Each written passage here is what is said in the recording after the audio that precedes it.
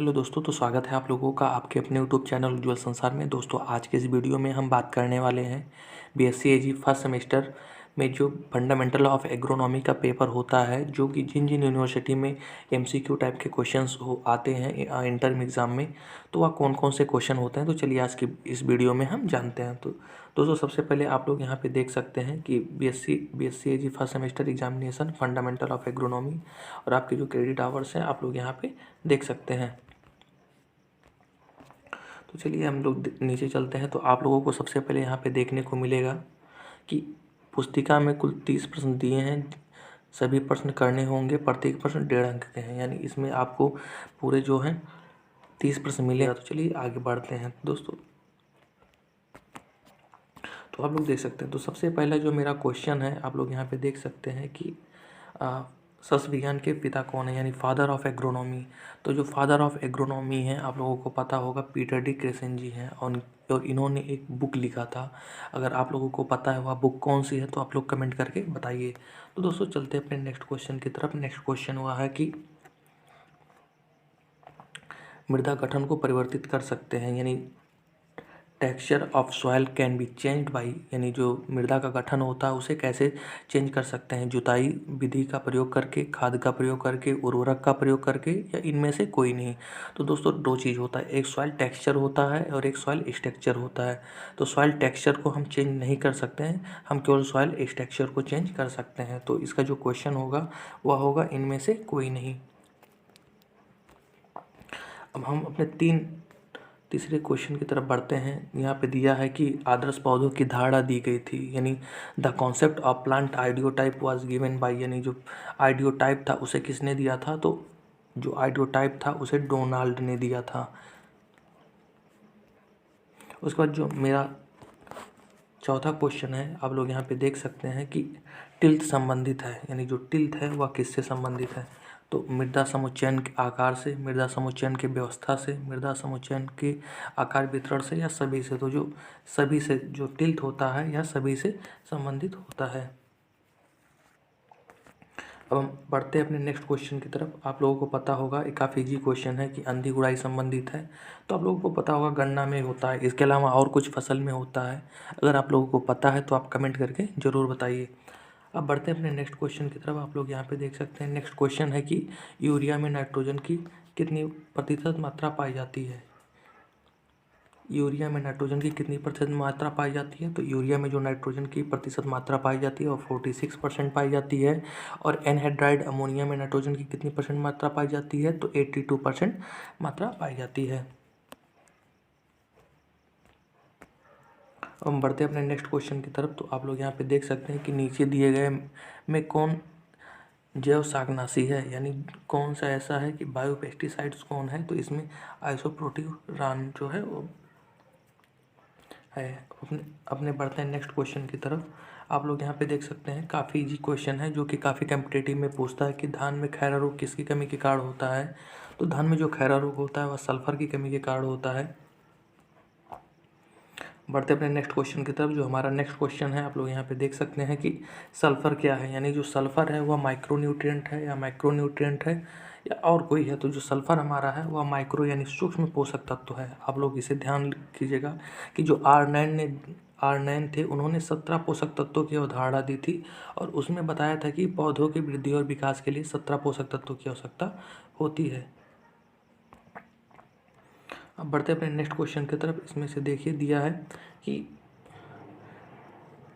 पौधों में नाइट्रोजन की कमी के लक्षण को बढ़ावा देता है, यानी जो मतलब अगर पौधे के अंदर नाइट्रोजन की कमी है तो उसे हम आइडेंटिफाई कैसे करेंगे, वह कौन से लक्षण को दिखाई देगा, वो मतलब वह कौन सा लक्षण परिलक्षित करेगा जिससे हमें पता चल जाएगा कि उस प्लांट के अंदर नाइट्रोजन की कमी है। तो क्लोरोसिस, यानी अगर पौधों के अंदर क्लोरोसिस यानी जो क्लोरोफिल की मात्रा या हरित लवक की जो मात्रा है जब वह कम होने लगती है तो हमें पता चल जाता है कि पौधों के अंदर क्लोरोसिस है। अब बढ़ते अपने नेक्स्ट क्वेश्चन की तरफ। आप लोग यहाँ पे देख सकते हैं कि जलीय पौधों को पानी में उगाने को कहते हैं, यानी जो पौधे होते हैं उन्हें पानी में उगाने को बोलते हैं हाइड्रोपोनिक्स, एरोपोनिक्स, बहुत सारी चीज़ें हैं। इसे हमने अपने चैनल पे अपलोड किया है, आप लोग उसकी वीडियो जाके देख सकते हैं। बढ़ते अपने नेक्स्ट क्वेश्चन की तरफ। तो आप लोग यहाँ पे देख सकते हैं कि पौधे वृद्धि को व्यक्त करते हैं, यानी जो पौधे का वृद्धि होता है वह किससे व्यक्त करते हैं? तो शुष्क वजन द्वारा, लंबाई द्वारा, पौध ऊंचाई द्वारा और सभी। यानी अगर पौधे अपना वृद्धि विकास कर रहा है तो वह ऊंचाई से भी होगा, लंबाई से भी होगा, उसका वजन भी बढ़ेगा। तो इसमें से सभी हो जाएगा।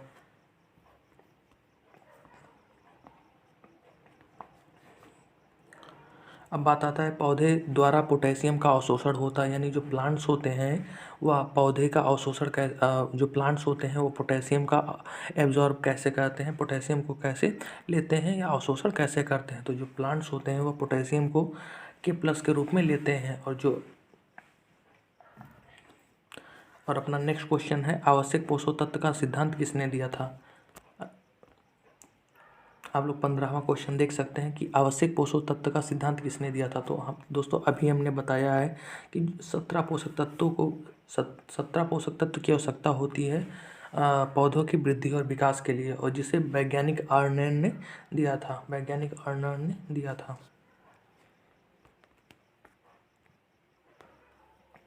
तो उसके बाद देखिए अपना जो नेक्स्ट क्वेश्चन है वह है, एक पौधे द्वारा स्रावित हानिकारक रसायन का हानिकारक प्रभाव दूसरे पौधों पर पाया जाता है। यानी कोई एक पार्टिकुलर फील्ड है, इसमें कोई प्लांट उगाया गया, इस प्लांट ग्रो हुआ, इसकी हार्वेस्टिंग की गई, इसके द्वारा छोड़ा गया कुछ रासायन पदार्थ जो फिर सेकंड, यानी ये फर्स्ट ईयर का हो गया और ये सेकंड ईयर का हो गया।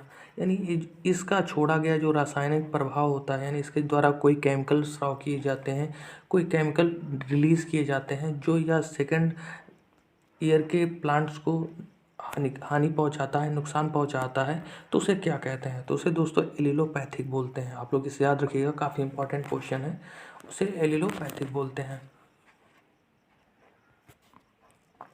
बढ़ते हैं अपने नेक्स्ट क्वेश्चन की तरफ। तो आप लोग यहाँ पे देख सकते हैं कि निम्नलिखित खरपतवारनाशी में से किसे चौड़ी पत्ती के खरपतवार के नियंत्रण के लिए प्रयोग किए जाते हैं? तो दोस्तों इसमें थोड़ा सा डाउट है, लेकिन लगभग जो मैक्सिमम लोग कह रहे हैं इसमें होगा 2,4-D।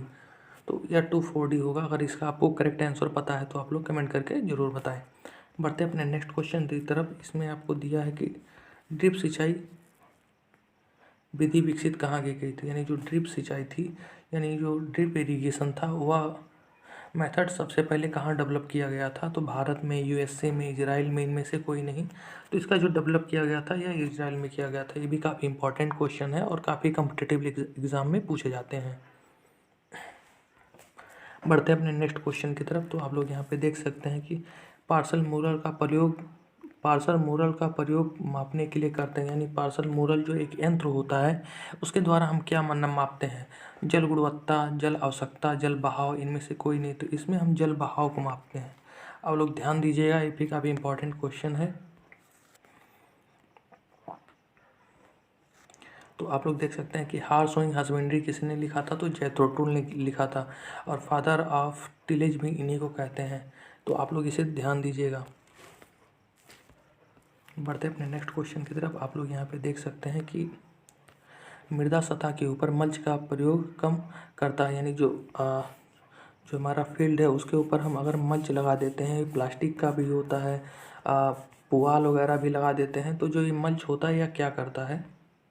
तो यहाँ पे दिया है पौधों से वाष्पोत्सर्जन कम करता है, पौधों का शोषण कम करता है, पौधों में प्रकाश संश्लेषण कम करता है, मृदा सतह से वाष्पीकरण कम करता है। तो जो इसका प्रयोग हम इसीलिए करते हैं, इस मल्च का प्रयोग हम इसीलिए करते हैं क्योंकि जो भूमि के अंदर जो नमी है, जो मॉइस्चर है, उसका वाष्पीकरण ना हो पाए, तो इसके लिए हम मल्च का प्रयोग करते हैं। तो इसके लिए हमारा डी ऑप्शन सही हो जाएगा।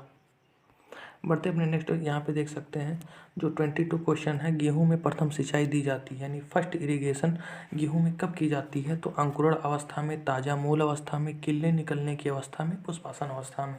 तो जो गेहूं की प्रथम सिंचाई की जाती है, आपको पता होगा गेहूं में कुल 6 सिंचाई की आवश्यकता होती है। तो जो गेहूं में सिंचाई की जाती है फर्स्ट सिंचाई, वह CRI यानी क्राउन रूट इरिगेशन स्टेज, यानी ताज़ा मूल अवस्था में इसकी सिंचाई की जाती है। उसके बाद अपना जो अगला क्वेश्चन है वह है अंकुरण पूर्व शाकनाशी जहरीले होते हैं। तो अंकुरित बीज के लिए जहरीले होते हैं, सीडलिंग के लिए जहरीले होते हैं, पूर्ण विकसित पौधे के लिए, या इनमें से कोई नहीं। तो इसमें होता है कि सीडलिंग के लिए जहरीले होते हैं। और जो आपका 24वां क्वेश्चन है, फसल के बीज का ब्रीडर के थोड़ी मात्रा में बीज पैदा करने को कहते हैं। यानी आपको पता होगा जो सीड होते हैं वह 5 से 6 प्रकार के होते हैं। Nucleus seed, breeder seed, foundation seed वगैरह वगैरह बहुत सारे प्रकार के सीड होते हैं। तो उसमें से जो ब्रीडर होते हैं, यानी जो रिसर्चर होते हैं, जो जेनेटिक रिसर्चर होते हैं, वह जो बीज सब फर्स्ट टाइम डेवलप करते हैं तो उसे क्या कहते हैं? तो उसे न्यूक्लियस सीड कहते हैं या न्यूक्लियस बीज कहते हैं। उसका जो आपका नेक्स्ट क्वेश्चन है वह है कि खेत में फाइलेरिस माइनर सबसे अधिक पाया जाता है। तो फाइलेरिस माइनर को हम लोग बोलते हैं गेहूं का मामा, और जो गेहूं का मामा है वह किसके अंदर ही पाया जाएगा? गेहूं के अंदर पाया जाएगा। इसलिए हमारा फर्स्ट ऑप्शन सही हो जाएगा। नेक्स्ट क्वेश्चन है, आप लोग देख सकते हैं, लीचिंग के द्वारा आसानी से समाप्त होने वाला पोषक तत्व, यानी वह कौन सा न्यूट्रिएंट है जिसका लीचिंग हो जाता है? तो वह नाइट्रोजन है। अपना नेक्स्ट क्वेश्चन है कि खरपतवार नियंत्रण में समाहित है, यानी खरपतवार जो है वह किस विधि द्वारा नियंत्रित कर दिया जाता है? पहला है कृषि विधि यानी कल्चरल मेथड, दूसरा बायोलॉजिकल मेथड, तीसरा केमिकल मेथड, या इसमें से ऑल ऑफ दीज। तो इसमें से सभी होते हैं, यानी जो वीड होते हैं, जो खरपतवार होते हैं, उन्हें सभी विधियों द्वारा कंट्रोल किया जा सकता है। बढ़ते अपने नेक्स्ट क्वेश्चन की तरफ। जो नेक्स्ट क्वेश्चन है, अंतःस्रावण को मापते हैं, अंतःस्राव को मापते हैं इनफिल्ट्रोमीटर द्वारा।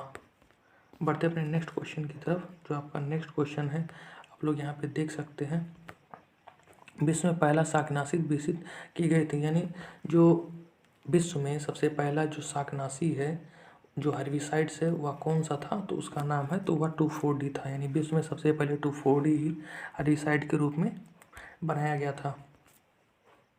सो दोस्तों, जो 30वां क्वेश्चन है वह काफ़ी प्यारा क्वेश्चन है। आप लोग देख सकते हैं, ढैंचा का वैज्ञानिक नाम पूछा है, और जो ढैंचा का वैज्ञानिक नाम है वह हमारा सी ऑप्शन सही हो जाएगा, सस्पेनिया एक्यूलियाटा। तो दोस्तों, उम्मीद करते हैं आज का वीडियो आप लोगों को पसंद आया होगा। अगर आप लोग यह PDF डाउनलोड करना चाहते हैं तो डिस्क्रिप्शन बॉक्स में एक लिंक मिलेगा, आप वहाँ से क्लिक करके इसे डाउनलोड कर सकते हैं। मिलते हैं अपने नेक्स्ट वीडियो में, तब तक के लिए जय हिंद, वंदे मातरम।